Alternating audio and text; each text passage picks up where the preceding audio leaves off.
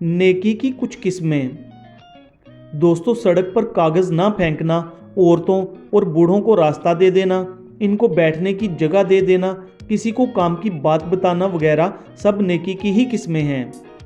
घर में हर एक काम नेकी समझकर करें, जैसे बूढ़े माँ बाप के पास बैठना, इनकी बातें मुस्कुराकर सुनना, बच्चों के लिए खाने की छोटी मोटी चीज़ें और खिलौने वगैरह लाना, अपने इज़्दवाजी साथी ख़ुसूसन बीवियों के मामलों में बर्दाश्त से काम लेना और इन्हें खुश रखना वगैरह, ये सब नेकी की किस्में हैं। ज़िंदगी में कोई भी काम अगर अल्लाह के हुक्म के मुताबिक समझकर किया जाए तो वो नेकी में ही शामिल होगा।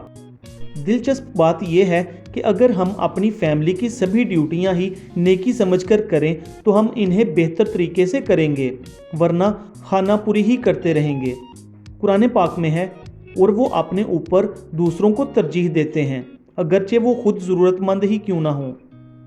दोस्तों, एक दिलचस्प चीनी कहावत है कि अगर आपने एक भूखी औरत को मछली दे दी तो आपने इसका एक दिन का मसला हल कर दिया, लेकिन अगर मछली पकड़नी सिखा दी तो आपने इसका सारी उम्र का मसला हल कर दिया। दूसरे लफ्ज़ों में, लोगों को ज़िंदगी और दीन का शऊर देना ही सबसे आला किस्म की नेकी है। अपनी बीवी के साथ हंसते खेलते वक्त गुजारें, इसे बर्दाश्त करना सीखें। बर्नार्ड शॉ ने एक दफ़ा कहा था, आशिक और मुतासब से बहस ना करें। एक के पास अंधा दिल होता है, दूसरे के पास बंद अकल। किसी से बहस मत करें कि दोनों सूरतों में इंसान की हार ही होती है, कि हार गए तो शर्मिंदा होंगे और जीत गए तो दूसरा आपका दुश्मन हो जाएगा। बहस शुरू होने से पहले दूसरे को बताएं कि ये मेरा ख्याल है, जो सही भी हो सकता है और गलत भी। इसी तरह आपका ख्याल भी सही हो सकता है और गलत भी। कोई सवाल करे तो इससे पूछें कि क्या वो इस सवाल का जवाब जानता है।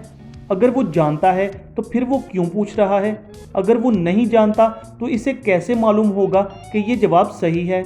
सियाने कहते हैं, बेवकूफ़ से बहस मत करें, कि अगर आप बहस करेंगे तो वो आपको अपने लेवल पर ले आएगा और फिर अपने बहस के तजुर्बे के ज़ोर पर आपको मात दे देगा। हमें इंसानी ताल्लुकात में एक अहम रहनुमा असूल ये भी सीखना चाहिए। ये अहम नहीं है कि हम में से कौन सही है, बल्कि अहम ये है कि क्या सही है।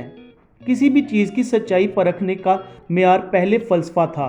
फ़िलासफ़र कम अज़ कम नेकी और बदी, इंसाफ और बेइंसाफ़ी, सच और झूठ वो तो मानते थे, लेकिन साइंस सच और झूठ किसी चीज़ को भी नहीं मानती, बल्कि इसे इंसान के बनाए हुए ख़यालात कहती है। हालांकि हमें कहीं ना कहीं खड़ा होकर कोई ना कोई हद लाजमी मुकर्रर करनी होती है, ताकि हम सही और गलत, सच और झूठ, इंसाफ और बेइंसाफ़ी जैसी बुनियादी चीज़ों पर ही दूसरी चीज़ों का फ़ैसला करें। साइंस में कोई ख़त्मी सच्चाई नहीं मानी जाती, इसके कवानीन तब्दील होते रहते हैं। दोस्तों, हमेशा आम झगड़ों से बचें। नफ्सियात दानों ने बताया है कि पाकिस्तान में 90% झगड़े सिर्फ लहजे की सख्ती या लफ्ज़ों के गलत इस्तेमाल की वजह से होते हैं। जैसे मैंने किसी बंदे को कहना है कि वो उठकर मुझे या किसी को जगह दे दे और खुद थोड़ा साइड पर हो जाए, तो अक्सर हम मुनासिब अल्फाज के बजाय गलत और सख्त अल्फाज इस्तेमाल करके झगड़े की इब्तिदा करते हैं। जैसे हम उसे कहते हैं, उठो मुझे जगह दो।